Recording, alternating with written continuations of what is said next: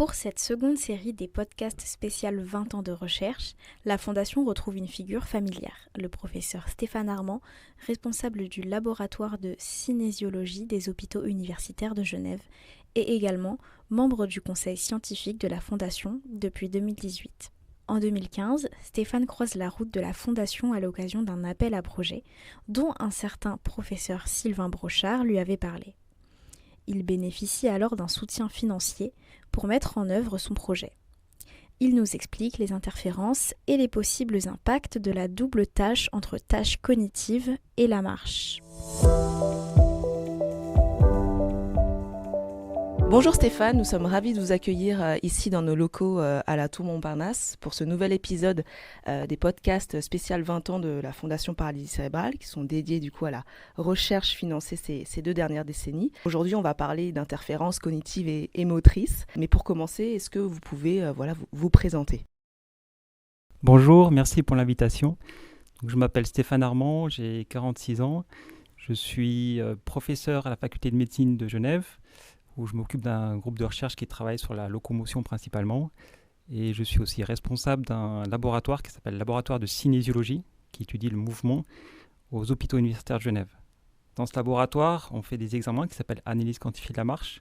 On étudie assez précisément en fait, comment marchent les patients pour essayer d'identifier, comprendre et choisir les meilleurs traitements pour les patients, et notamment les enfants qui ont des paralysies cérébrales. Donc ça consiste, on met des capteurs qui mesurent le mouvement, des capteurs qui mesurent l'activité des muscles, des capteurs qui mesurent les forces. Et avec tout ça, on peut faire un diagnostic fonctionnel très précis, en fait, qui permet de comprendre les déficits des patients et du coup de choisir le meilleur traitement. Et voilà, c'est un petit peu mon parcours. Ça fait plus de 20 ans que je travaille sur la paralysie cérébrale et la marche de la paralysie cérébrale, qui est vraiment un focus assez fort de mon laboratoire, avec une approche qui mêle à la fois la biomécanique et les neurosciences.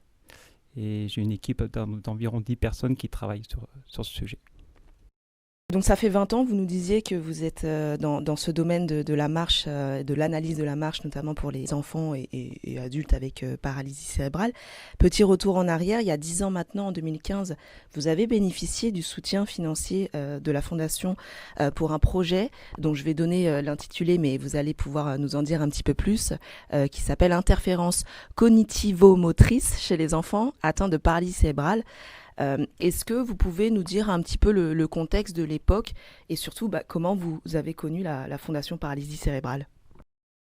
Donc, ce qu'il faut que j'ajoute peut-être à la présentation, c'est que mon laboratoire il dépend de 3 départements. Il dépend de l'orthopédie, de la chirurgie, de la neurologie et de la pédiatrie.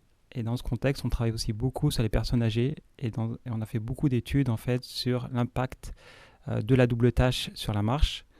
Donc ça date des années 97.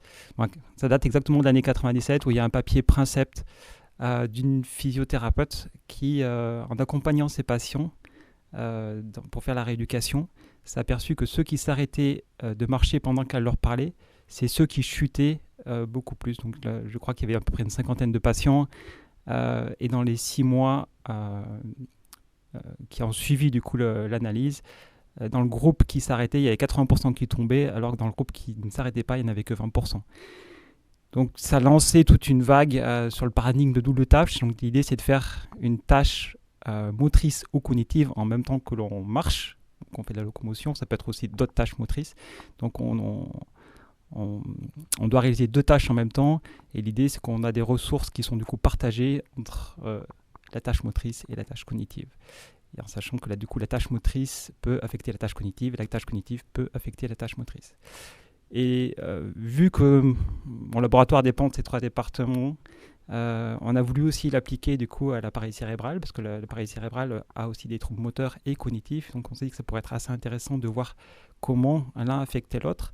Et ça permet aussi de se rapprocher finalement de ce qui se passe dans la vie quotidienne, où les patients, comme tout le monde, on est toujours en double tâche. Quand on marche, on parle avec quelqu'un, on porte un objet, etc. Dans le cadre de la thèse de Lena Karkreff, qui avait donc commencé sa thèse, qui travaillait sur l'idée d'aller dans des mesures écologiques, le plus écologique possible, de la marche de la paralysie cérébrale, donc dans la vie quotidienne. Donc l'idée, c'était de mettre des capteurs dans la vie quotidienne pour savoir exactement les difficultés que présentent les patients avec paralysie cérébrale dans la vie quotidienne. On a eu l'idée de rajouter une tâche intermédiaire qui pouvait se faire en laboratoire, mais qui pouvait représenter aussi la vie quotidienne. Et donc, c'était l'idée de double tâche. Son financement n'était pas complet pour sa thèse, et donc c'est dans ce cadre-là, en fait, où j'ai connu la Fondation paralysie cérébrale. On cherchait du financement complémentaire pour financer finalement un projet qui s'est inscrit dans sa thèse de doctorat. D'accord, donc si je comprends bien, il y avait dans cette thématique de double tâche, il y a eu des études sur la personne âgée. Et du coup, votre projet, lui, s'inscrivait un petit peu dans un esprit novateur parce qu'on était sur une population cible des enfants avec paralysie cérébrale. Est-ce que vous pouvez rentrer un petit peu du coup dans le détail du projet ? Donc l'idée du projet, on s'est axé sur la marche et l'aspect cognitif. On pourrait faire d'autres doubles tâches, mais les tâches qu'on a demandé aux enfants, c'était de marcher et en même temps de faire des tâches cognitives. Donc la première, c'était de juste compter en marchant. La deuxième, c'était de compter en arrière, de 50 en enlevant 1 chaque fois, de dire des noms d'animaux, de dire des noms de fruits et d'alterner des noms d'animaux et de fruits. Et puis du coup, on regarde à la fois l'impact de la cognition sur la marche. Est-ce que ça réduit la vitesse de marche ? Est-ce que ça diminue la cadence, la longueur du pas, la stabilité, la coordination ? Mais on regarde aussi l'impact de la marche sur la cognition en comparant du coup la simple tâche. On demande aux enfants du coup de faire la même tâche mais assis, sans faire une tâche locomotrice. Par exemple, ils doivent juste compter ou dire des noms d'animaux. On regarde combien ils en disent par minute et on compare. Et du coup, c'est un concept de coût de double tâche. On peut calculer cet indice. Donc, on a recruté 20 enfants avec une paralysie cérébrale, avec un niveau d'atteinte relativement faible. Pour ceux qui connaissent, c'est GMFCS 1 et 2. Ça veut dire que c'est des patients qui sont capables de marcher sans aide de marche. Et puis, sans troubles cognitifs. Donc on a sélectionné une tranche de patients qui étaient très fonctionnels, autant au niveau cognitif qu'au moteur. On a recruté aussi 20 enfants avec un développement typique, c'est-à-dire qui n'ont pas d'atteinte connue et qui avaient le même âge. On n'a pas appareillé un par un, mais les deux groupes avaient des caractéristiques similaires en termes d'âge, de sexe, etc. Et puis du coup, on leur a demandé de marcher dans ce laboratoire où on analyse de manière précise la locomotion, où on met des capteurs, en faisant ces doubles tâches. Donc c'est un petit peu ça qu'on a réalisé dans cette étude. Et puis après, on a comparé de manière statistique s'il y avait une différence à la fois sur l'exécution simple tâche et double tâche et à la fois sur le coût de double tâche. Donc ce qu'on s'est rendu compte, c'est que sur l'exécution des simples tâches et double tâches, les enfants avec une paralysie cérébrale faisaient moins bien que les enfants avec un développement typique, ce qui était attendu. On sait que forcément, ils ont des atteintes motrices, donc ils marchent un petit peu moins bien. Par contre, ce qui était assez surprenant pour nous, c'est qu'on s'attendait que le coût de la double tâche soit supérieur, parce que du coup, vu qu'ils ont des fois des atteintes légères cognitives, ils ont plus de difficultés, ils doivent se concentrer plus sur leur marche pour marcher. Finalement, on pensait qu'ils auraient plus de difficultés en double tâche, et finalement, notre étude ne montrait pas de coût de double tâche augmenter chez ces patients. Est-ce que vous pouvez peut-être simplement nous préciser ce que signifie coût de la double tâche, peut-être ? En fait, normalement, quand vous marchez, vous ne réfléchissez pas. Quand vous marchez, vous pouvez faire autre chose. Ce qui n'est pas entièrement vrai parce que vous pouvez essayer chez vous. Si vous marchez puis vous devez dire des noms d'animaux, tout ça, vous allez ralentir votre marche. Donc, ça veut dire qu'il y a des ressources attentionnelles qui sont dédiées à votre marche. Et du coup, si vous faites une autre tâche comme cognitive, vous avez aussi des ressources attentionnelles qui vont à cette tâche. Donc, vous avez un partage de ces ressources. Et si vous mettez la priorité, par exemple, sur la marche, vous allez peut-être réduire vos capacités cognitives ou votre capacité à faire une tâche cognitive. Et si vous mettez la priorité sur la tâche, l'aspect cognitif, vous allez peut-être réduire vos performances de marche, voire vous mettre en situation d'instabilité, de chute, etc. Donc le coût, c'est la différence en gros entre la simple et la double tâche. C'est vraiment ça qu'on regarde.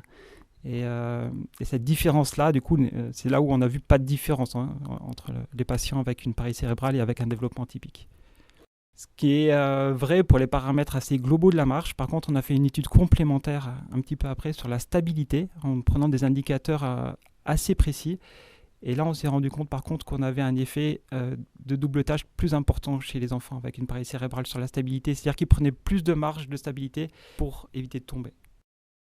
Une question peut-être un peu complémentaire parce que vous parliez tout à l'heure des catégories GMFS 1 et 2. Est-ce qu'il a été envisagé d'aller plus loin sur d'autres catégories plus élevées, donc avec une atteinte à la fois motrice et cognitive plus importante, ou est-ce qu'il n'y a pas forcément d'intérêt pour aller plus loin ? Je pense qu'il y a un intérêt important à aller plus loin, notamment pour les patients avec des troubles plus sévères, avec des troubles moteurs plus sévères, par exemple GMF-CS3, ou des troubles aussi cognitifs, parce que là, on attend une interaction encore plus forte.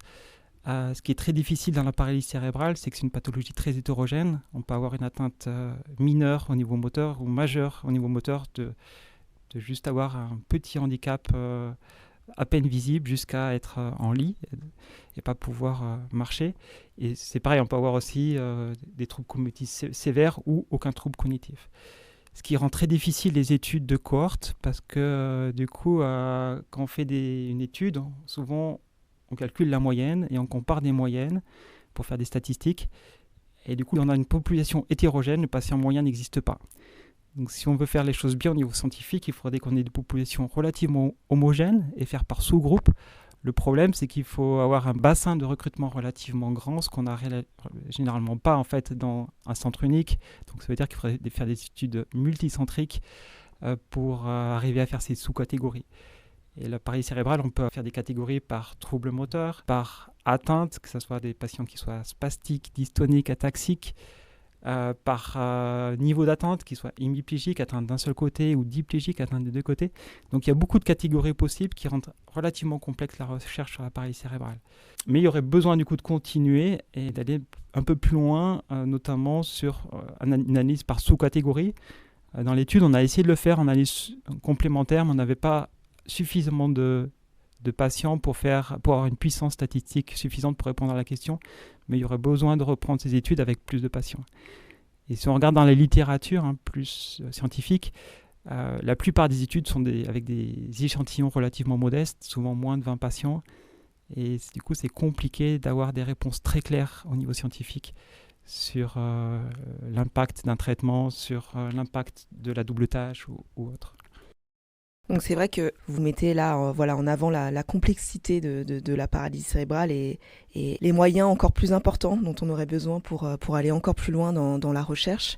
C'est bien aussi de l'entendre de la bouche d'un chercheur qui depuis 20 ans sur ces sujets-là. Sur le plan personnel, vous faites aujourd'hui partie, Stéphane Armand, du conseil scientifique de la Fondation Paralysie Cérébrale depuis 8 ans, je crois maintenant. Est-ce que vous pouvez nous dire pourquoi vous avez décidé de vous engager, à quel moment et comment ça s'est fait et qu'est-ce que vous en retirez aujourd'hui ? Alors en fait, c'était quasiment juste après avoir eu ce projet. Donc je ne connaissais pas très bien la Fondation Paralysie Cérébrale avant d'appliquer pour ce projet. Donc ça m'a fait aussi découvrir la fondation et puis par connaissance, notamment avec Sylvain Brochard qui m'a invité à faire partie du conseil scientifique. Et là j'ai découvert quasiment une famille avec des personnes avec des origines très différentes, avec des spécialités différentes, entre épidémiologues, néonatologistes, leur éducateur. Et du coup on voit que pour s'occuper de la paralysie cérébrale, c'est forcément multidisciplinaire et on ne peut pas regarder qu'un seul point, il faut être relativement systémique avec une approche finalement holistique, et ce que représente relativement bien en fait le conseil scientifique de la Fondation. Ce conseil, il est assez fort pour justement sélectionner les projets avec une approche digne des plus grands organismes de financement. Chaque projet est évalué par exemple par 5 experts internationaux avec des fois des auditions. Donc j'ai trouvé cette qualité, cette rigueur très importante, et puis c'est un réseau de mise en relation entre plein de chercheurs qui travaillent sur la même pathologie mais avec des origines différentes. Donc pour moi ça a été très riche et je remercie la Fondation Paralysie Cérébrale pour m'avoir permis de participer à ce conseil scientifique qui m'a ouvert aussi les yeux sur un monde en soi.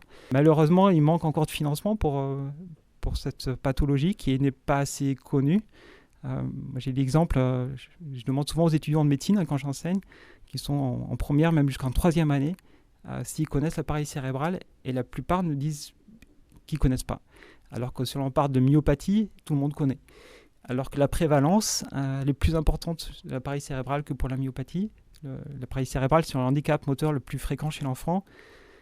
Mais le grand public ne connaît pas, même du coup des étudiants de médecine ne connaissent pas. Donc il y a un besoin d'information qui est criant, que ce soit au niveau du grand public et au niveau des services aussi, au niveau de la politique. Il y a besoin que les politiques prennent en charge cette pathologie. Et finalement, là, c'est la fondation qui pallie au manque de services publics, d'argent investi vers cette pathologie. C'est dommage, je trouve que ce devrait être les services publics qui prennent en compte ça et qui investissent massivement avec un plan paralysie cérébrale au niveau recherche et thérapie. Eh ben, je crois qu'au nom de la Fondation Paralysie cérébrale, on peut que être d'accord avec ce que vous venez de dire. Mais en tout cas, c'est aussi l'objectif de ces podcasts, c'est de montrer qu'il y a des choses qui se font au niveau de la recherche pour la paralysie cérébrale. Donc merci. Peut-être pour terminer, vous savez que c'est les 20 ans de la Fondation Paralysie cérébrale cette année. Est-ce que vous auriez voilà, un petit message, une pensée il y a la journée du 3 octobre aussi dans laquelle vous êtes très impliqués. Voilà, un peu pour conclure, est-ce que vous auriez un message pour ces 20 ans, les 20 dernières, mais aussi les 20 prochaines? Tout d'abord, c'est de la gratitude. Si on regarde en arrière, tout ce qu'a fait la Fondation, c'est juste énorme, autant au niveau scientifique que politique. Et puis pour l'avenir, je crois qu'il y a un besoin, ce que je disais tout à l'heure, un besoin assez criant de sensibilisation, information et d'investir dans la recherche, que ça soit au niveau de la détection précoce. On a besoin de détecter le plus précocement possible en fait la pathologie pour intervenir le plus rapidement aussi possible. C'est-à-dire que le cerveau est très plastique dans le plus jeune âge, et si on intervient tôt, on peut certainement changer la trajectoire de la paralysie cérébrale. Donc il y a un projet qui est en cours là-dessus qui s'appelle Ensemble, qui est financé en partie par la Fondation et en partie par l'Europe. Mais il y a besoin d'investir encore plus pour cette détection précoce, pour trouver des nouveaux traitements, pour voir ce que deviennent les patients à l'âge adulte. Ils ont aussi besoin de soutien.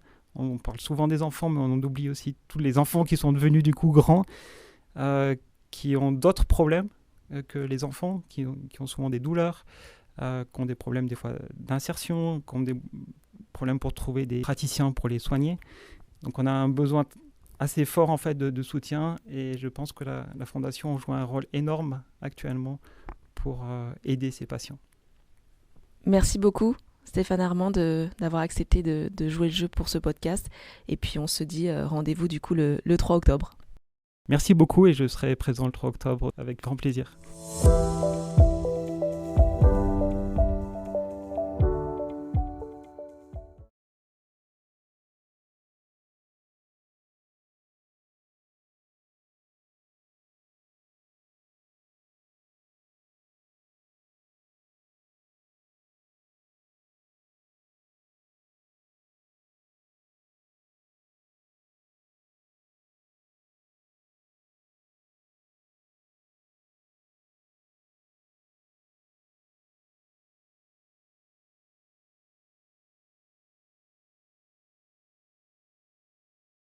La Fondation Paralysie cérébrale